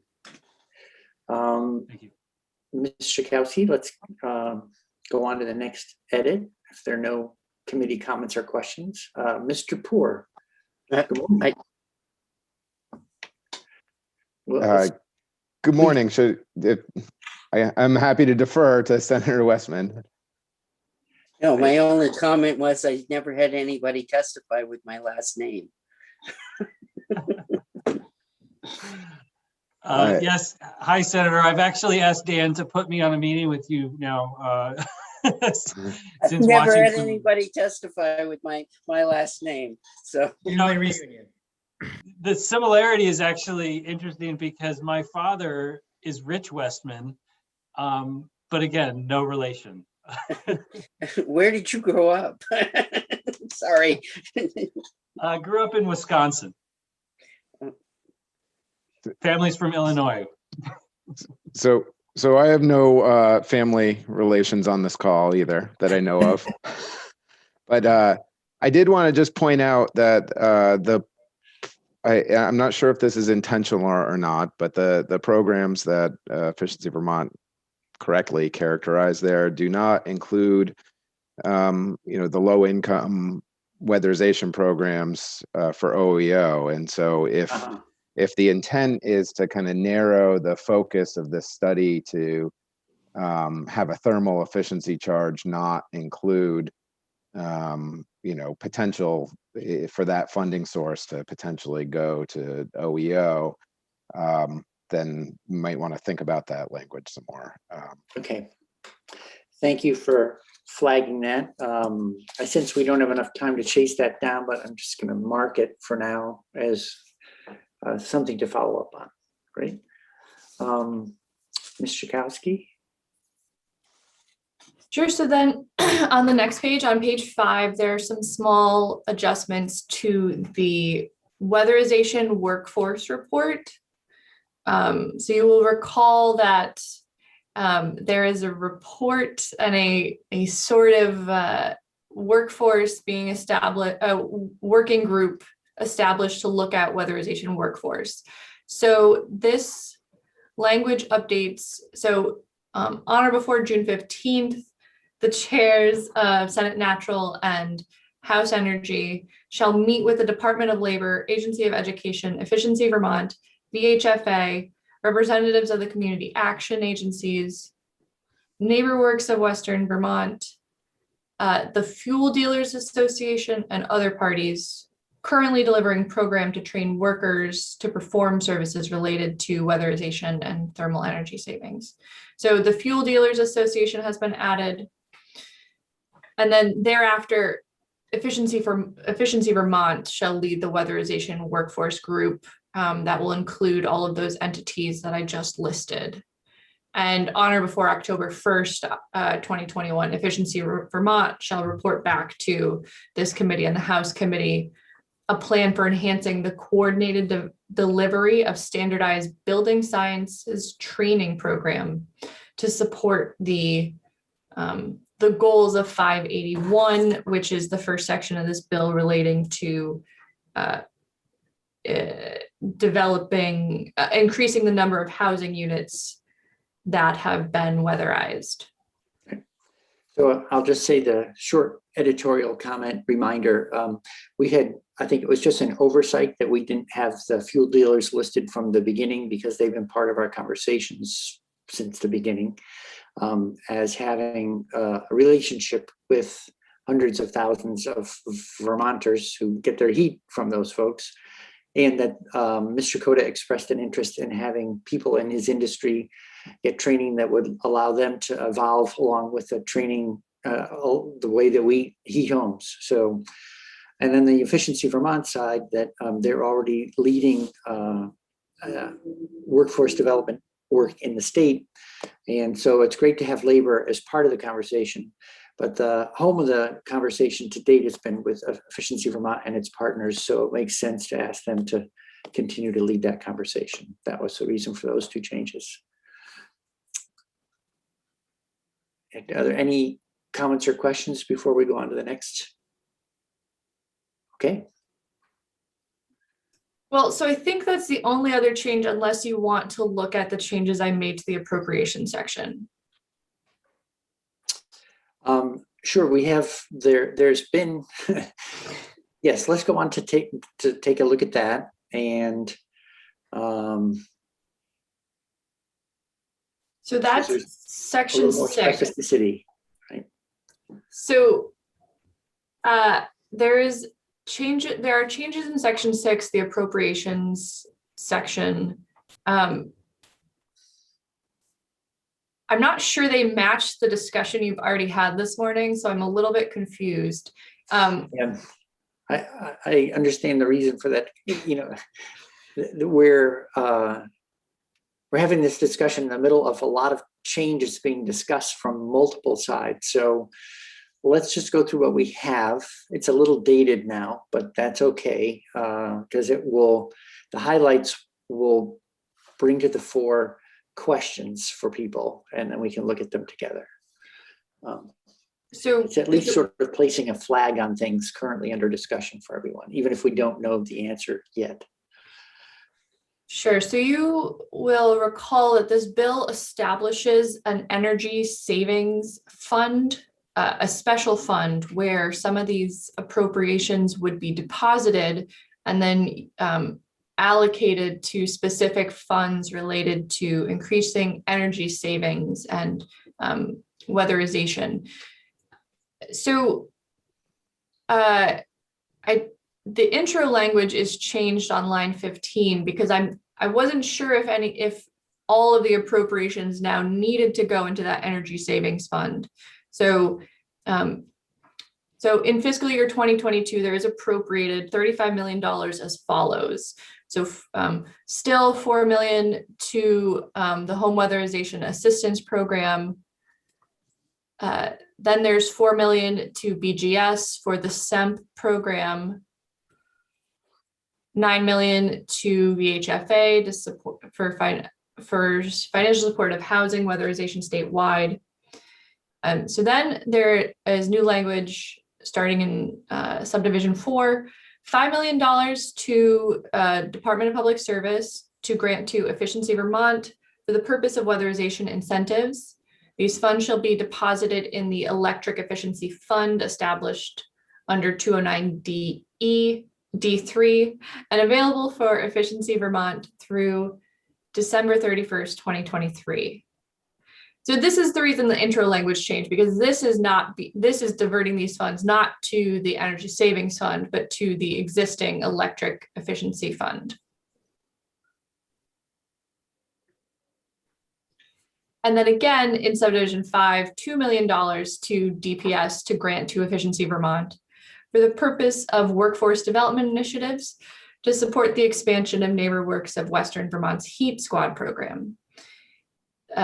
This was already in there, the NeighborWorks language, but it's again slightly different. So these funds shall be deposited in the Electric Efficiency Fund established in 209D D3 and available through December 31st, 2023. Okay. And I think this language we just went through came from Mr. Reilly, correct? Yep. That's correct. And actually, it's my colleague, Mr. Westman and TJ, that have been having conversations on this, if they want to offer any perspective. Okay. Is there a difficulty from your standpoint if it actually passes first to the Energy Savings Fund and then is allocated from there?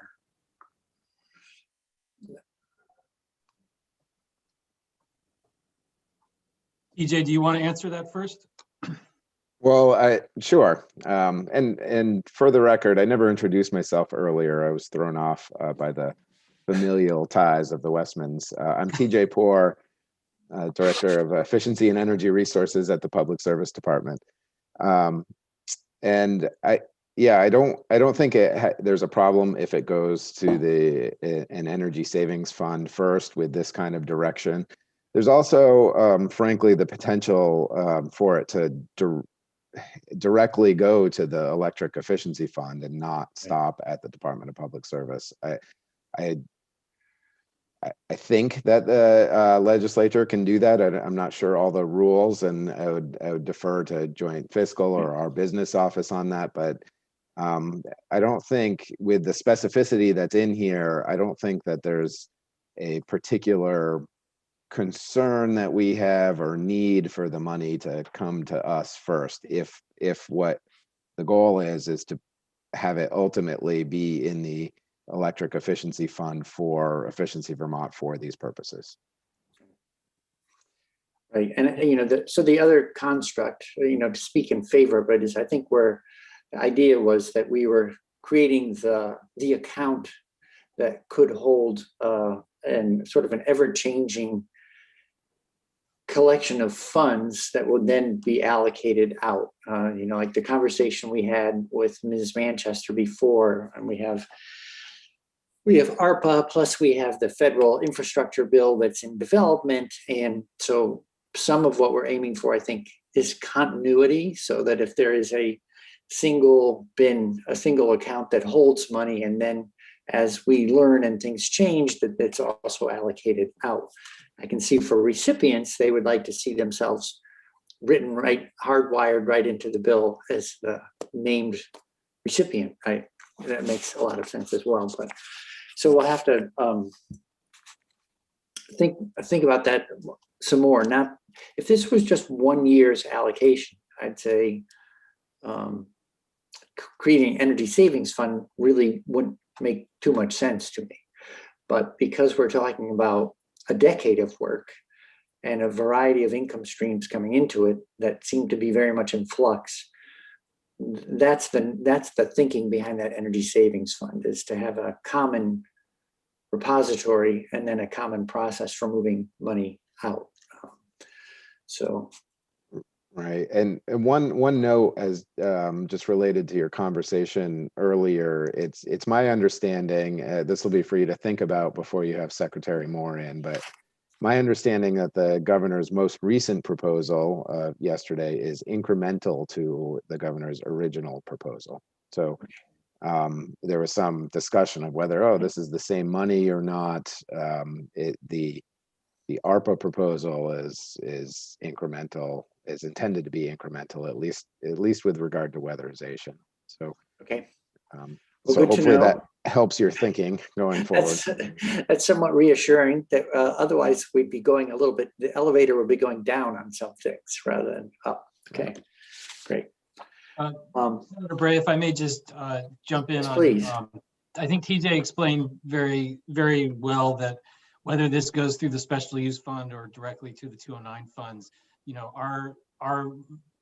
the importance of this language for Efficiency Vermont's perspective is that the Energy Efficiency Fund, Section 209D3, is really where our budget and funding resides, which is overseen by the Public Utility Commission. And so our intention would be to use any of these appropriated funds to essentially add to the regulated Efficiency Vermont budget so that it all sort of became one pot.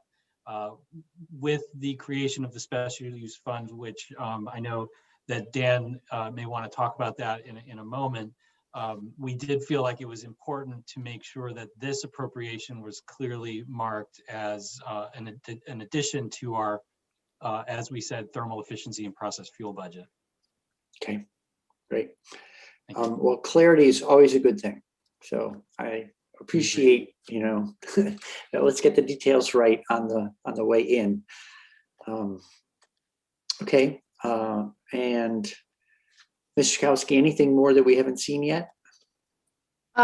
Yes, there's two more small things. And I would just add, I think it will be very important to make sure that the language in the new savings fund works as it's intended to. I still think the language is a bit vague. Mm-hmm. And if it is important that if you intend funds to live there, that there are clear standards on how it's drawn out so that it doesn't get sort of hung up there. But sure.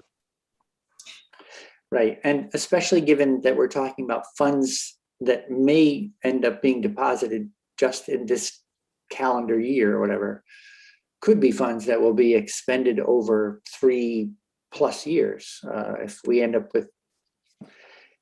with infrastructure dollars coming in late in the year or something. So I agree. It needs to be, that's the goal, is to have not only a place to put money, but then an orderly process for moving money out, and applying it in a steady, organized manner for 3 years of development and then beyond. Okay, thank you. So then the final two appropriations on this list have been directed specifically to the Energy Savings Fund. So first, and both of them are sort of new programs. So the $9 million to Affordable Community Scale Renewable Energy Program, that is going into the Energy Savings Fund. So to create renewable projects for low-income Vermonters. And then finally, $2 million going into the Energy Savings Fund to support projects offering innovative methods of financing energy savings measures, including to the meter programs. So I highlighted that in blue because you received a lot of testimony on that issue recently, and I wasn't sure if that specific item still needed to be in here. Right. So I think that is maybe one of the more dated pieces, because VHFA has said that they have a preference for being able to explore to the meter as part of their $9 million investment in weatherization work, and this too was rolled out to support a pilot in that area before they had gone that direction. So I think this is dated and it should be rewritten in some way. Either the two that's here, which came 1 million from low-income weather renewable generation and 1 million from the SEMP spend. So 10 became 9 and 5 became 4 to free up the 2 for this. Either that money could flow back to where it was originally, or if the committee felt that there was another pressing need or opportunity to do some work, maybe we might hear other proposals. I know, for instance, Senator Perchlik mentioned some ideas with committee about a week ago. So I don't know what the committee's appetite would be for making more specific funding recommendations in this bill. But so it's an open area, and thanks for flagging it. All right, and I think the other thing that we don't have yet is still a work in progress, is language around that appropriation that does two things. One is basically says, if we get federal money to replace these general fund dollars, let's use the federal money first, particularly if they're more constrained, and to the degree possible, save those general fund dollars for more work in this area. I don't know if it's not going to be our choice. It could be that if general fund dollars are freed up, they will be swept back into other activity. But I think a committee goal would be the hope that some of them might stay in that energy savings fund, not all revert. And the other thing is that because money going into that account is to be expended over a period of years, I don't have language yet, and we haven't come to trying to find a way to keep the legislature involved in an ongoing conversation, that even though the account is held at the department, how can we work with the department between sessions or when we come back next January, so that it's not like we put the money in a safe deposit box to which we don't have the key. We'd like to be able to participate in the spending decisions. I think, and the reason I'm saying all this is because there is really so many new programs coming our way. We may see opportunities that make us think about changing the current allocations. If suddenly federal money showed up to do, that was perfect for to the meter billing and could provide a lot of incentive.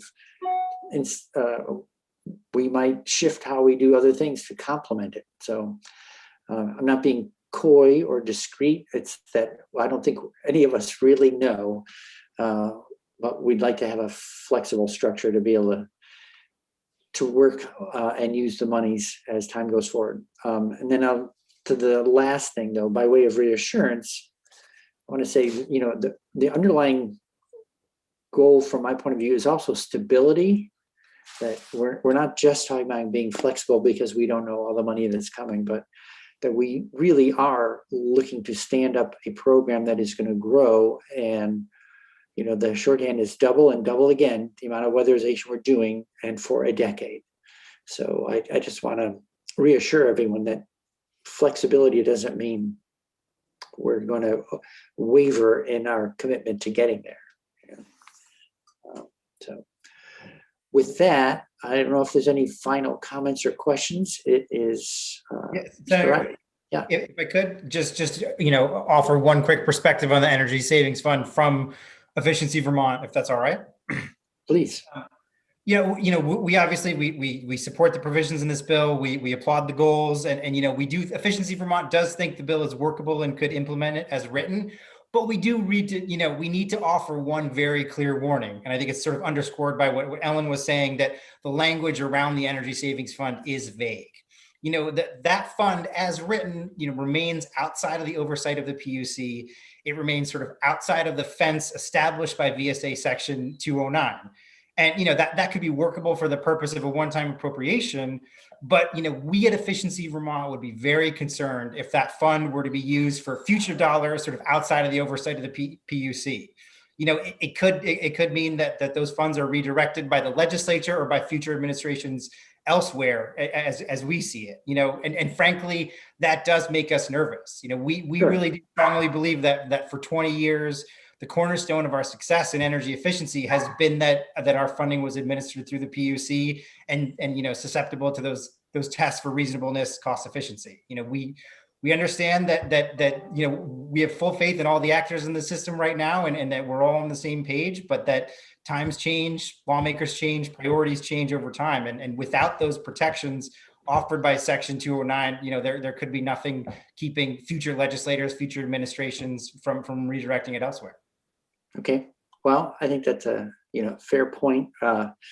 This committee has leaned into supporting the work through Act 62 and 237. And so what you're pointing to is completely consistent with the past 3 years worth of work in this committee. So absolutely. All right. All right. Well, thank you everyone for helping us sort out a budget that's more lively than usual at this point in the year. And with that, I think unless anyone on the committee has any comments or questions before we wrap for the morning, I'll follow up as per suggestion with A&R about some of the water quality information that we want to get when the secretary's in. I'll follow up with Chakowski on and Stephanie Barrett to see about some of the language related to the Energy Savings Fund. And Mr. Poor and I, between soccer practices and Zoom meetings that seem to go on forever, we haven't yet closed the loop on part of our conversation as well. So we'll keep on working. I appreciate everyone's good